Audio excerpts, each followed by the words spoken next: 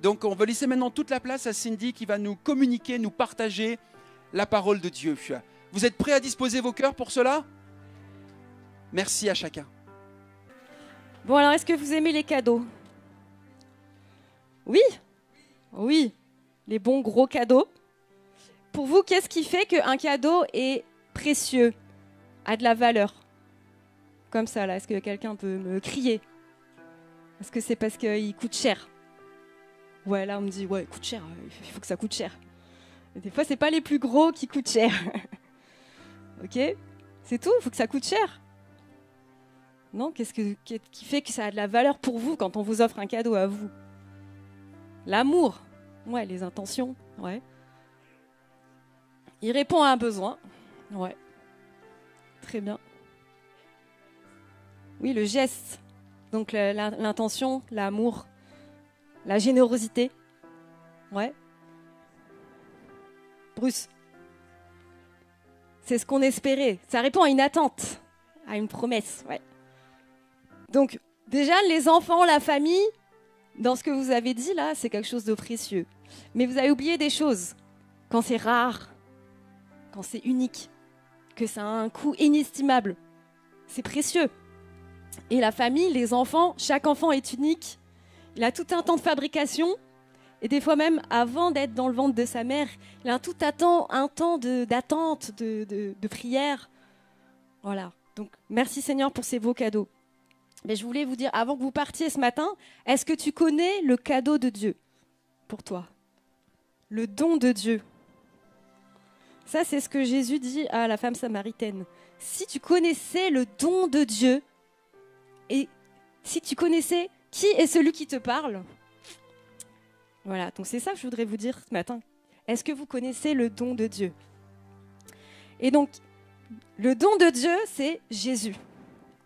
Et c'est un cadeau qui est précieux, juste pour voir ensemble pourquoi c'est un cadeau vraiment précieux. D'abord parce qu'il est rare, il est de grand prix. On a dit, il faut que ça coûte cher. Voilà. Si tu me ramènes une bague en plastique, c'est pas pareil. C'est rare. C'est un don qui est rare et de grand prix, qui a été préparé avec soin longtemps à l'avance.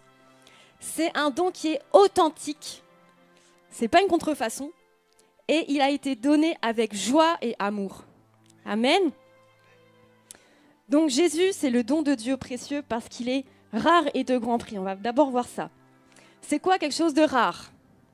C'est quelque chose qui est exceptionnel parce qu'il est très difficile à trouver et qu'il existe en exemplaires limités. Donc c'est quelque chose, d'exceptionnel, très difficile à trouver et qui est en exemplaires limités. Donc par exemple, les pierres précieuses, leur beauté, leur valeur, ça vient de leur couleur, ça vient de leur pureté, ça vient de tout le travail aussi de coupe de la pierre, et ça vient aussi du fait qu'ils sont en exemplaires très limités, qui sont difficiles à trouver. Et Jésus, le don de Dieu, il est unique. Il est exceptionnel déjà par sa naissance. Il est né d'une femme vierge.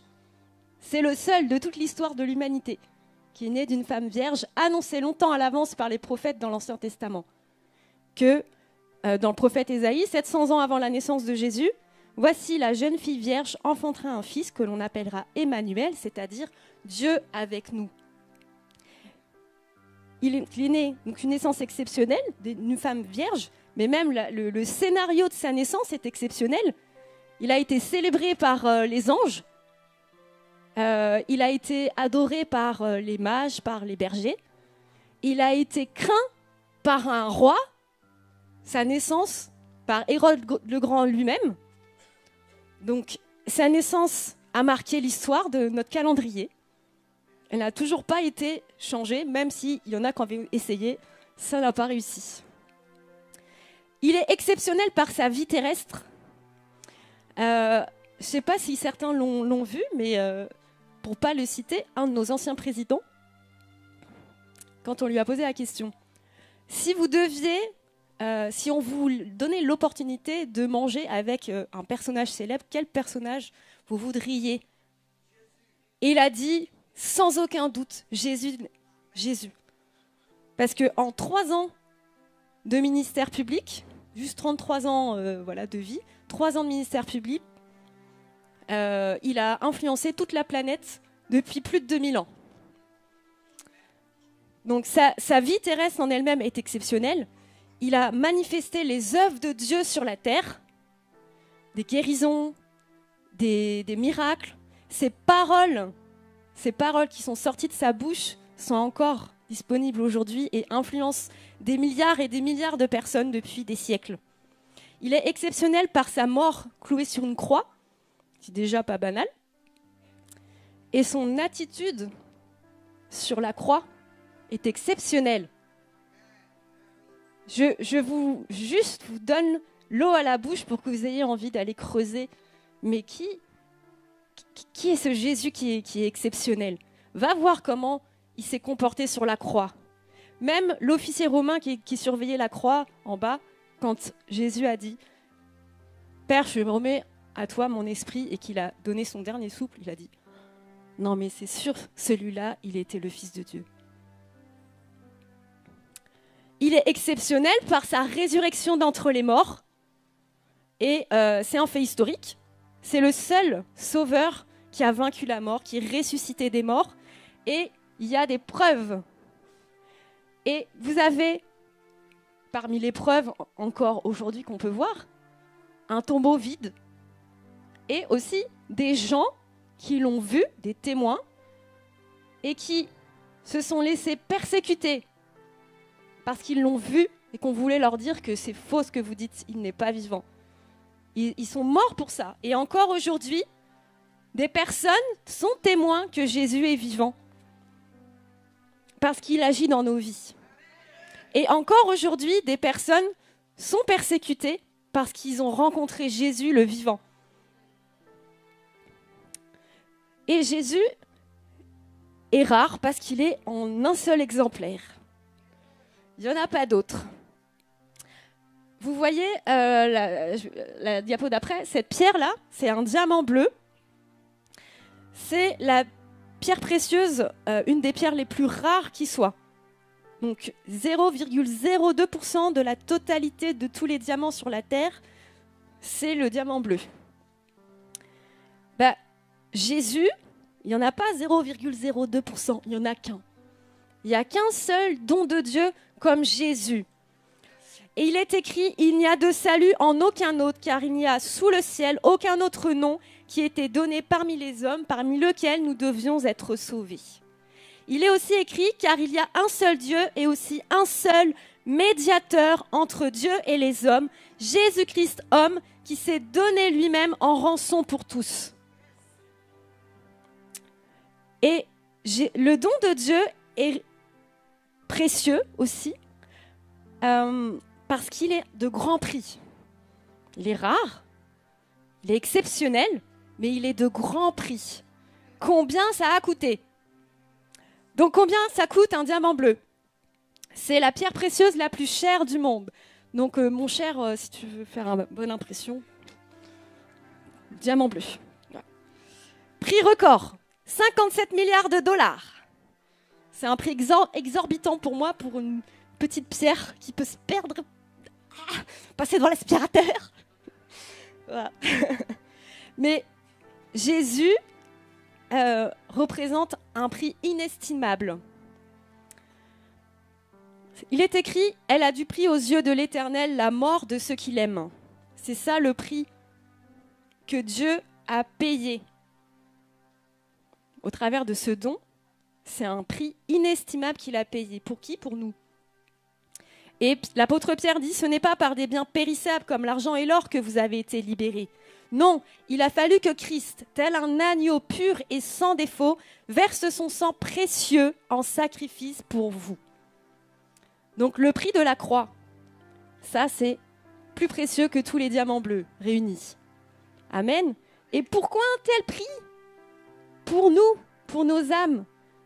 Donc, regarde, dis à toi-même, j'ai une valeur inestimable d'avoir été acheté à un prix inestimable.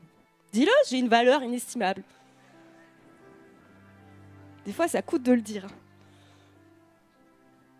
Même si tu sais, peut-être tu te dis, tu me dis ça, mais moi je sais ce que je vaux, hein. Je ne vaux pas grand-chose. Si tu me connaissais, c'est pas toi qui donnes ta valeur, c'est le prix pour lequel on t'a racheté. Dieu te dit, tu as une valeur inestimable. Ok ? C'est toi. C'est pour toi qu'il est venu. Et regarde ton voisin maintenant. Voilà ton voisin ou ta voisine et tu lui dis, tu as une valeur inestimable. Redis-le encore, tu as une valeur inestimable. Jésus dit même à ses ennemis qu'ils ont une valeur inestimable. Amen. Jésus est le don précieux de Dieu, on va aller un petit peu plus loin, parce qu'il a été préparé avec soin depuis longtemps. Un cadeau qui a été préparé, anticipé, prémédité, avec des... Vous savez, moi j'aime beaucoup les surprises. J'aime beaucoup les surprises. J'envoie un message à mon mari. Mais voilà, Catherine aussi. Et ce que j'aime, c'est quand il y a des petites choses avec des étapes, vous voyez, comme une chasse au trésor. Il y a des indices, il faut chercher, on va trouver, puis après, hop, on trouve le trésor. Moi, j'aime les histoires de trésors, et mon album préféré de Tintin, c'est Le secret de la licorne. Il y a un trésor caché. Et Dieu, en fait, il a préparé longtemps à l'avance ce trésor. Et quand on a un trésor, comme les pirates, quand ils ont des bons gros trésors, on ne veut pas le laisser à la disposition de n'importe qui. Donc, on va faire comme un parcours, là, pour que... Et c'est que ceux qui veulent vraiment le trouver, qui sont motivés. Les pirates, rien ne les arrête. Hein. Si on leur dit qu'il y a un trésor, ils sont prêts à... Voilà. Et Dieu a prédestiné Jésus à être ce don pour nous avant la fondation du monde. C'est écrit dans le livre de la lettre de Pierre. Donc Dieu a mis une super carte au trésor dans nos mains qui s'appelle la Bible. Et donc on le voit, de tous les prophètes, Moïse, tous les prophètes, tout ça, vous pouvez trouver. Il a été annoncé. En fait, vous ne savez pas, mais j'ai dû enlever plein de trucs. Parce que sinon, toutes les prophéties, tout ce qui est annoncé dans la Bible pour dire le trésor va venir, c'est tel type de trésor. Voilà comment tu pourras le reconnaître, etc. Voilà comment il sera, voilà comment il va naître, et voilà ce qu'il va faire. Cherchez dans la Bible, ça vous saute aux yeux. C'est extraordinaire, c'est passionnant. Amen. Et Jésus dit lui-même aux pharisiens, les religieux de son époque, vous sondez les Écritures parce que vous pensez avoir en elles la vie éternelle, mais ce sont elles qui rendent témoignage de moi. Et vous ne voulez pas venir à moi pour avoir la vie. Donc, et même Jésus disait aux disciples sur le chemin d'Emmaüs, il leur expliquait, en commençant par les livres de Moïse, en parcourant tous les prophètes, il leur expliquait ce qui se rapportait à lui dans les Écritures. Donc, tu veux savoir c'est quoi ce trésor? Eh bien, il faut chercher dans la Bible. Tu vas trouver. Jésus, enfin, est un don précieux parce qu'il est authentique. Il n'y a rien de plus décevant que quelque chose qui est une promesse extraordinaire. Et puis, quand tu le regardes ou que tu lui commences à l'utiliser, ben non, ça ne fonctionne pas. C'était une arnaque. Vous voyez ce visage? Vous avez déjà vu ce visage? Voilà. Donc ça, c'est le cadeau qui déçoit. Voilà. Donc ça, c'est peut-être... Il y avait un bel emballage. Ça paraissait bien, comme ça, de l'extérieur. Mais quand tu l'ouvres, c'est du vide. C'est une grosse arnaque. Et donc, ça, c'était pour la petite blague, mais plusieurs d'entre nous, on a pu croire à des choses, on a pu essayer des choses parce que en fait, on ressent un vide. On ressent un vide à l'intérieur. Et moi, je suis effarée par tout ce vide qu'il y a dans notre société, qui est de plus en plus criant. Avant, il était juste caché. Mais le vide dans les textes de musique, le vide dans les contenus des livres, le vide dans les programmes politiques, le vide. Mais Jésus, il n'est pas une boîte vide. Il est la plénitude de Dieu même. Amen. Et il dit qu'il vient remplir notre cœur par des eaux vivantes, des eaux vives qui jaillissent jusque dans l'éternité. Il remplit ce gouffre intérieur que seul Dieu peut remplir parce que c'est Dieu qui t'a créé. Amen. Bon, alors comment on peut faire la part des choses entre ce qui est vrai et ce qui est faux? Eh bien, pour savoir si quelque chose est authentique, il y a des critères d'authenticité. Vous connaissez le billet, le euro? Comment faire la part entre le faux billet et le vrai billet? Il y en a, ils sont doués quand même. Ça ressemble vraiment à des vrais. Il y a des choses comme ça, on peut se dire « Ah, ça a l'air bien, ça a l'air vrai, ça ». Donc, il y a une méthode qui s'appelle la méthode tri. Je fais le tri, T-R-I. Toucher, regarder, incliner. Donc, il y a 7 critères. Le toucher du papier, le relief, le filigrane, la fenêtre portrait, le fil de sécurité, la bande holographique et le nombre émeraude. Voilà, vous connaissez tous les critères du billet. Eh bien, avec Jésus, c'est pareil. Il y a des critères d'authenticité. Il y a sa parole, il y a sa personne, ce qu'il dit.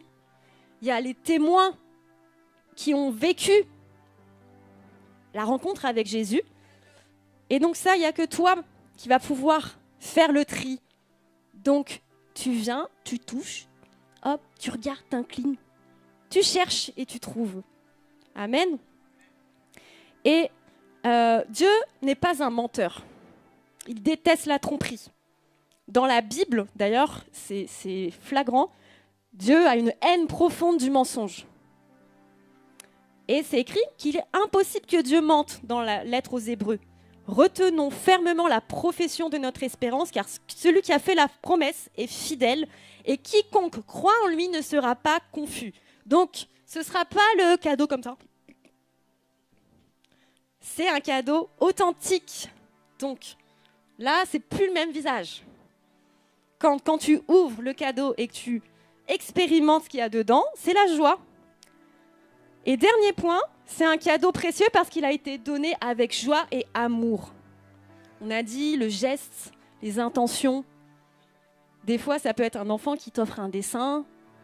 Ça n'a pas coûté cher. Il va t'en faire peut-être des milliers de dessins.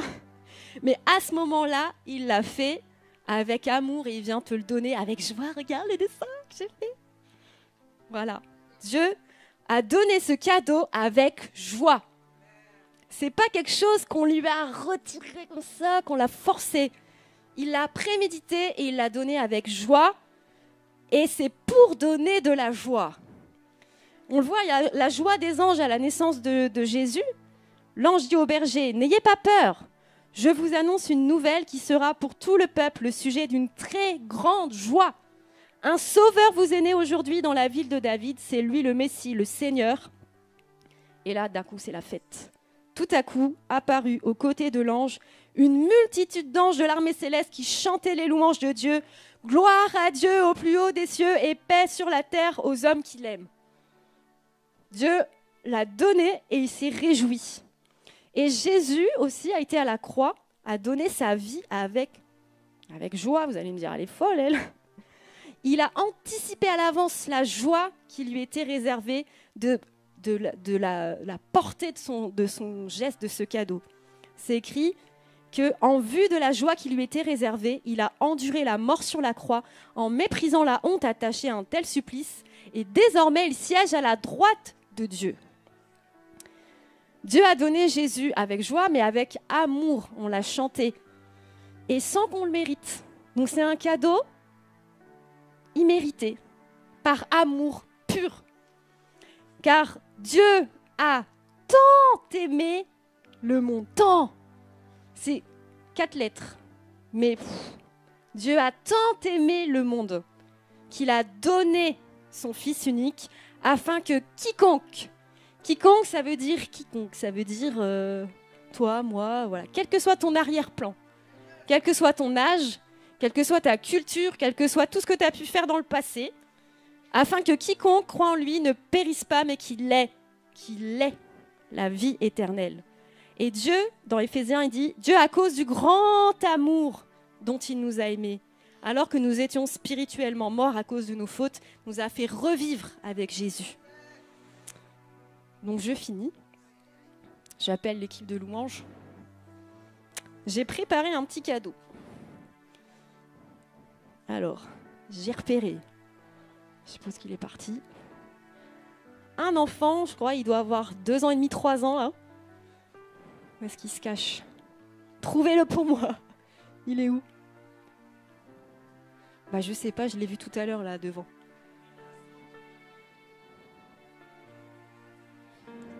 Un petit enfant. Japhé, je t'appelle par ton prénom. Où es-tu? Trouvez-le moi. Il est là avec ses parents? Japhé, regarde. Japhé. Oh, petit cœur. Alors, je viens. Japhé, j'ai un cadeau pour toi. Est-ce que tu aimes les cadeaux? Tu aimes les cadeaux? Oh, petit cœur. Tiens, Japhé.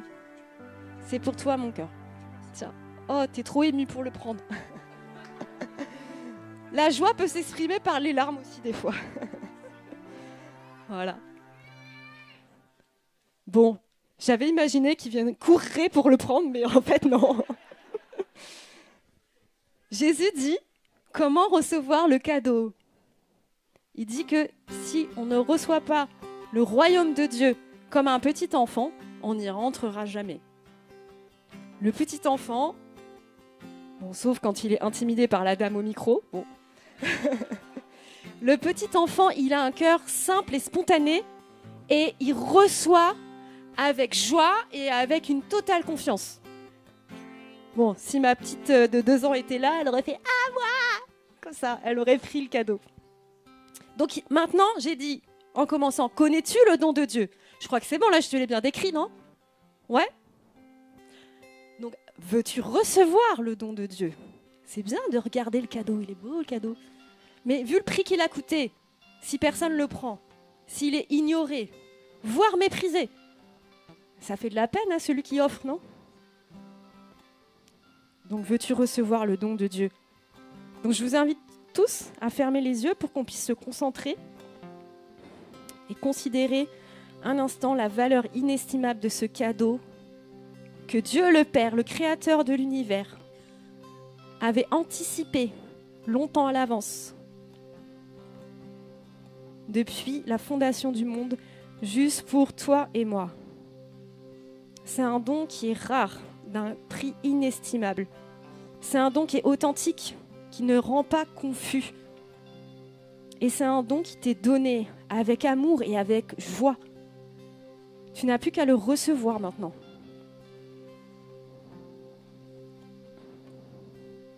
Alors je prie que le Saint-Esprit fasse naître en toi cette soif, cette faim d'un enfant de vouloir prendre ce cadeau. Et que tu puisses maintenant l'expérimenter par toi-même, qu'il est authentique. Les bergers, auxquels les anges ont annoncé la venue de Jésus, ils ont couru pour aller voir si c'était vrai ce qu'on leur avait annoncé. Ils ont constaté que c'était vrai, ils sont rentrés chez eux heureux. Et c'est ce que j'aimerais que tu puisses expérimenter ce matin. C'est pas moi qui le veux, en fait, c'est Dieu qui veut te donner son cadeau et qui aspire de tout son cœur que tu le reçoives. Donc la Bible nous dit comment le recevoir. Si tu confesses de ta bouche le Seigneur Jésus, si tu crois dans ton cœur que Dieu l'a ressuscité des morts, tu seras sauvé. Tu seras sauvé. Car c'est en croyant du cœur qu'on parvient à la justice et c'est en confessant de la bouche qu'on parvient au salut. Et celui qui croit en lui ne sera pas confus.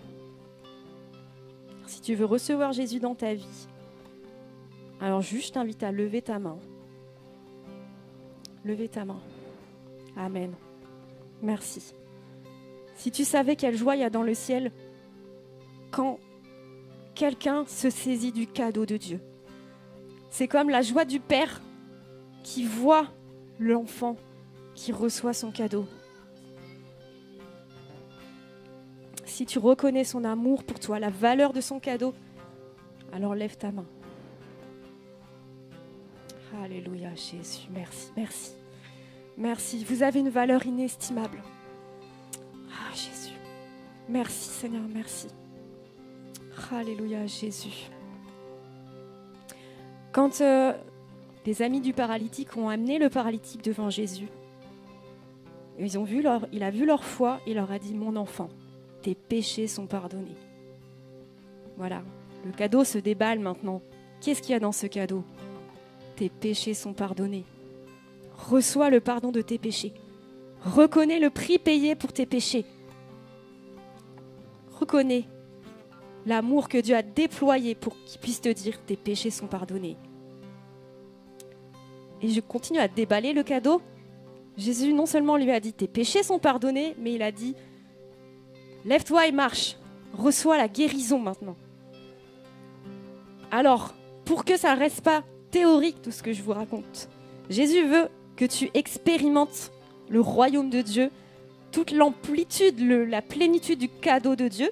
Si tu as une douleur, si tu as une maladie, quelle qu'elle soit, lève ta main. Voilà, tu peux l'autre main poser ta main là où tu as mal. Et Jésus te dit, tes péchés sont pardonnés et sois guéri de ton mal. Au nom de Jésus.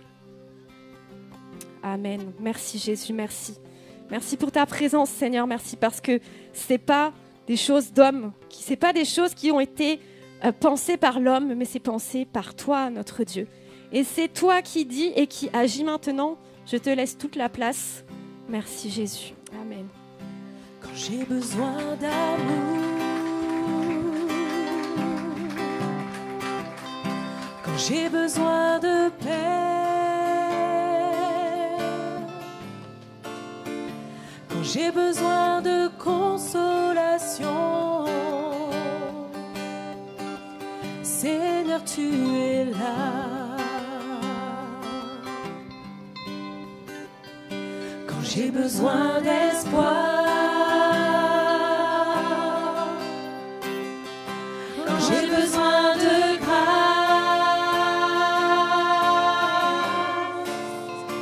quand j'ai besoin d'une autre chance, Seigneur, tu es là. Redis, quand j'ai besoin d'amour, quand j'ai besoin d'amour, quand j'ai besoin de paix, quand j'ai besoin de consolation,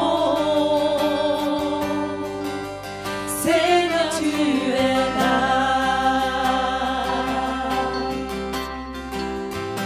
Quand j'ai besoin d'espoir, quand j'ai besoin de grâce, quand j'ai besoin d'une